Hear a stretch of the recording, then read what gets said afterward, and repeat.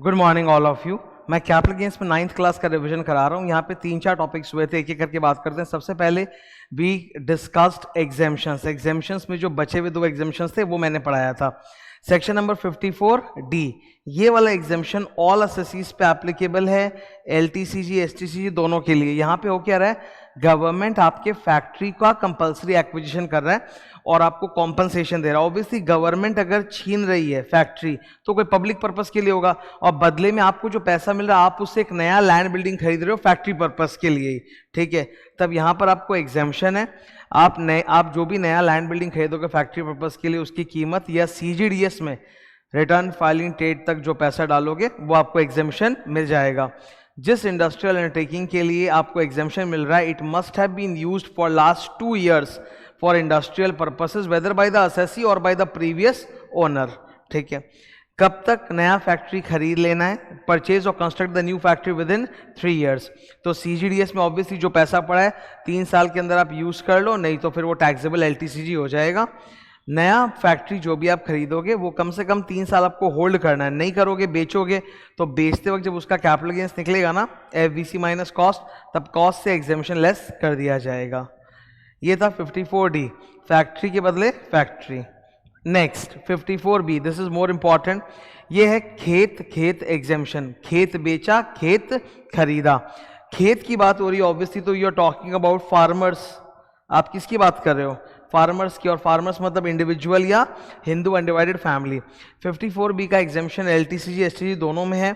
यहाँ पर आप जो खेत बेच रहे हो वो अर्बन खेत है, ऑब्वियस सी बात है। रूरल इंडिया में जो एग्रीकल्चरल लैंड होता है वो तो कैपिटल सेट होता ही नहीं है, उसको बेचने पे तो कैपिटल गेन्स ही नहीं होगा, तो एग्जेम्पशन की बात ही कहाँ से आएगी। तो जो खेत आप बेच रहे हो दैट्स एन अर्बन खेत, ओके। बेचने के बाद जो नया खेत आप 2 साल के अंदर खरीदोगे वो कैसा भी हो सकता है, इट कैन बी रूरल और अर्बन वॉटएवर, उसमें कोई दिक्कत नहीं है। तो या तो आप 2 साल में खरीद लो, नहीं तो एक बार आप पैसा सीजीडीएस में डाल सकते हो, आपको एग्जेम्पशन मिल जाएगा। The land that you are agricultural land that in urban area that you are selling must have been used for agricultural purposes for last 2 years whether by the assessee or some previous owner।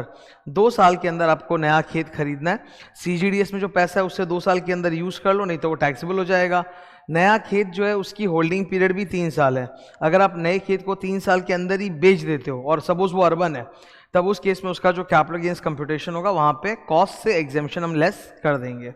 तो ये थे 2 exemption के topics which we completed. Next we moved on to a great topic जिसका नाम है rates of capital gains tax. Capital gains में usually rate ये होता है, एलटीसीजी है तो 20% रेट विद इंडेक्सेशन बेनिफिट, जिसको हम लोग बोलते हैं गुड इसलिए बिकॉज एक तो रेट कम है सर, 20% है, ऊपर से आप इंडेक्सेशन कर रहे हो तो आपका कॉस्ट ज्यादा हो जाता है। कॉस्ट ज्यादा होने से कैपिटल गेन्स कम हो जाता है, तो अल्टीमेटली टैक्स कम देना पड़ता है। That's a good thing. STCG पे ऐसा रियायत नहीं है, एसटीसीजी पे नॉर्मल रेट्स लगते हैं। नॉर्मल मतलब वही 30% का जो स्लैब होता है वही रेट्स लगते हैं। तो ये सबसे यूजुअल कैपिटल गेन्स का रेट है, बट जो शेयर्स एंड सिक्योरिटीज के ट्रांजैक्शन होते हैं वहां पे रेट थोड़ा अलग है।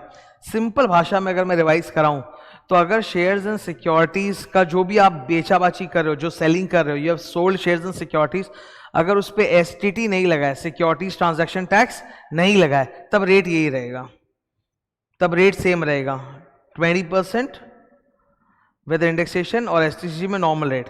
लेकिन अगर उस ट्रांजैक्शन पे एसटीटी लग चुका है, अगर उस पे क्या लग चुका है, एसटीटी लग चुका है उस सिक्योरिटी ट्रांजैक्शन पे, वो सिक्योरिटी ट्रांजैक्शन पे एसटीटी कब लगता है मैं आपको बता देता हूं। जब आप इक्विटी शेयर या इक्विटी ओरिएंटेड फंड के लिस्टेड यूनिट्स स्टॉक एक्सचेंज पे बेचते हो ना, तब एसटीटी लगता है।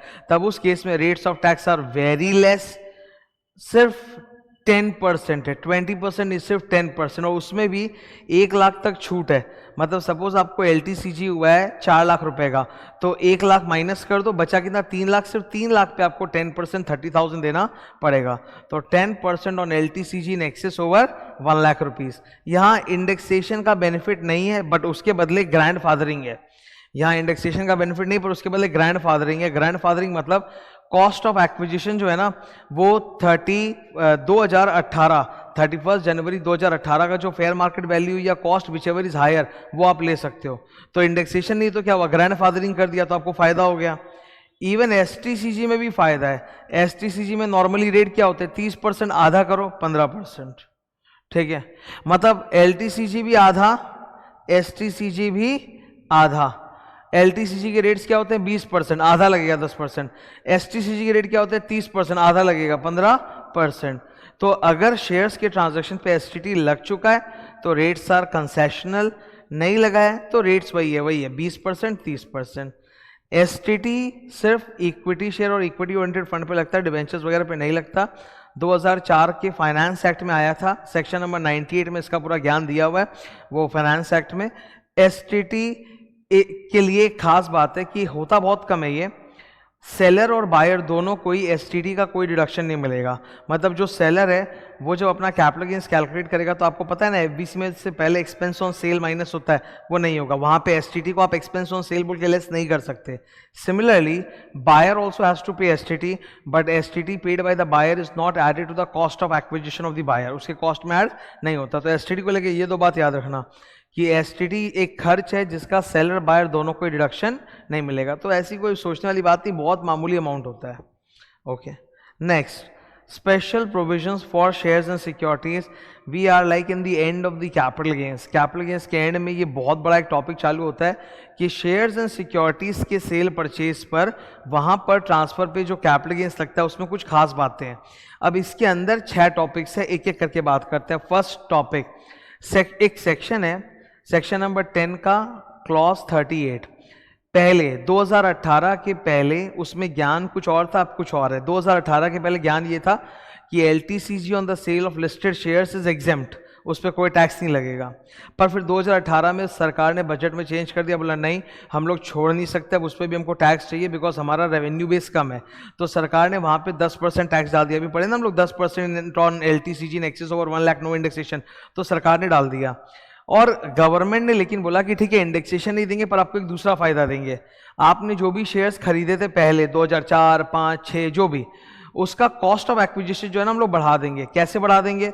इंडेक्सेशन का काम होता है कॉस्ट बढ़ाना, ग्रैंडफादरिंग का काम भी होता है कॉस्ट बढ़ाना। ग्रैंडफादरिंग का मतलब हो गया बेसिकली कि हम 31 जनवरी 2018 का फेयर मार्केट वैल्यू ले लेंगे। ये तारीख देखो, 31 जनवरी 2018 को जो शेयर्स के फेयर मार्केट वैल्यू है वो या original cost whichever is higher, उसी को हम लोग कॉस्ट ऑफ एक्विजिशन मानेंगे। तो ग्रैंडफादरिंग की वजह से कॉस्ट बढ़ गया। तो एक तो आपका रेट ऐसे ही कम है 10%, वो भी आपको उसमें 1 लाख रुपए का LTCG का छूट है, प्लस इंडेक्सेशन नहीं तो क्या हुआ, ग्रैंडफादरिंग तो है ना, ग्रैंडफादरिंग से अपने आप ही कॉस्ट बढ़ जाएगा, आपका cost will go up. That is the good part about it. Grandfathering का प्रोविजन कैपिटल गेन्स में पहले भी सीखे हुए हैं कि जो असेट्स 2001 के पहले के होते हैं वहां पर कॉस्ट या फिर FMV ऑन 1/4/2001 विचएवर इज हायर वो लिया जाता है। यहाँ भी ग्रैंडफादरिंग है, यहाँ तारीख अलग है। यहाँ 2018 31 जनवरी 2018, जनवरी फरवरी में बजट आता है इसलिए वो जनवरी का तारीख है। तो वहाँ पे गवर्नमेंट ने बोला कि फेयर मार्केट वैल्यू इन 2018 और the original cost whichever is higher. पर इसमें एक छोटा सा इशू है, देखो 2018 और आज 2022 चल रहा है, 4 साल में ना बहुत ज़्यादा गैप नहीं हुआ है। और इक्विटी शेयर में तो दाम क्या है ना ऊपर नीचे हो सकते हैं, मतलब instead of increasing the prices में गो डाउन। तो ऐसा तो नहीं होना चाहिए ना कि 2018 का फेयर मार्केट वैल्यू जो वो इतना ज़्यादा है कि आपका शॉर्ट टर्म या लॉन्ग टर्म LTCG आने के बदले लॉन्ग टर्म कैपिटल लॉस आ गया, तो वो तो फिर गलत ही हो जाएगा। तो गवर्नमेंट ने बोला आप फेयर मार्केट वैल्यू ले सकते हो but the fair market value in 2018 should not be more than FVC, sale price ज़्यादा नहीं होना चाहिए। तो फॉर्मूला अल्टीमेटली क्या बनता है, FMV ऑन 2018 और FVC विचएवर इज लोअर, फिर जो अमाउंट आएगा दैट और the original cost whichever is higher. तो इस तरह से फॉर्मूला बना है, ठीक है। तो इंडेक्सेशन नहीं करेंगे तो कोई बात नहीं, ग्रैंडफादरिंग कर देंगे। ये लिस्टेड वालों का होता है, listed equity share equity fund का। सेकेंड वाला जो टॉपिक है that is about unlisted shares, that's about unlisted shares. इसका सेक्शन नंबर जो है ना वो किसी की याद दिलाता है, 50CA। 50CA के पहले आता है एक सेक्शन 50C। वहां हमने पढ़ा था कि प्रॉपर्टी जब बेचा जाता है तो स्टेट गवर्नमेंट का एक स्टैम्प ड्यूटी वैल्यूएशन होता है। अगर आप प्रॉपर्टी उससे कम पे बेच रहे हो तो हम मानेंगे नहीं, हम SD वैल्यू ले लेंगे। एग्जैक्टली यहीं अनलिस्टेड शेयर्स के लिए आप डेट ऑन सेल का फेयर मार्केट वैल्यू निकालोगे। अगर आप उससे कम पर बेच रहे हो तो हम वो वैल्यू मानेंगे नहीं, हम फिर FMV को FVC मान लेंगे। तो इसका पर्पस है FVC को बढ़ाना। ऊपर वाले टॉपिक में लिस्टेड इक्विटी शेयर के कोआ को बढ़ाते हैं, अनलिस्टेड शेयर्स के FVC को बढ़ाते हैं, ठीक है। तो FVC shall be higher of actual sale value और fair market value on the rate of transfer. ये मैंने दोनों पे ना एक कंपेरेटिव चार्ट तुम्हारे सामने ड्रॉ कर दिया है, ठीक है। LTCG on listed shares, LTCG on unlisted shares. Listed shares के लिए पीरियड ऑफ होल्डिंग कितना होता है? 12 मंथ्स, उसके बाद लॉन्ग टर्म हो जाता है। अनलिस्टेड शेयर्स के लिए होल्डिंग होना चाहिए 24 महीने का, तब वो लॉन्ग टर्म बनता है। LTCG ऑन इक्विटी शेयर पे रेट कितना है? 10%। उधर ये अनलिस्टेड पे रेट कितना है? 20%, डबल रेट है। लिस्टेड शेयर्स के लिए आप कॉस्ट को बढ़ा रहे हो by doing the grandfathering which is good for the assessee. Unlisted में ऐसा कुछ नहीं है। लिस्टेड में एफवीसी को बढ़ाते नहीं है, उल्टे अनलिस्टेड में एफवीसी को हम लोग बढ़ा देते हैं कि फेयर मार्केट वैल्यू या जो भी कॉस्ट है विच एवर इज हायर वही आपका एफवीसी होगा। तो ये हो गया कंपैरिजन, ठीक है। ऐसे ही शेयर्स एंड सिक्योरिटीज से टॉपिक्स चलेंगे, बहुत अच्छे हैं। इनका डिस्कशन जो होता है काफ़ी सुंदर होता है। क्लासरूम के अंदर मैं बहुत डिटेल पढ़ाता हूँ, ये तो एक क्विक रिविजन है। Thank you.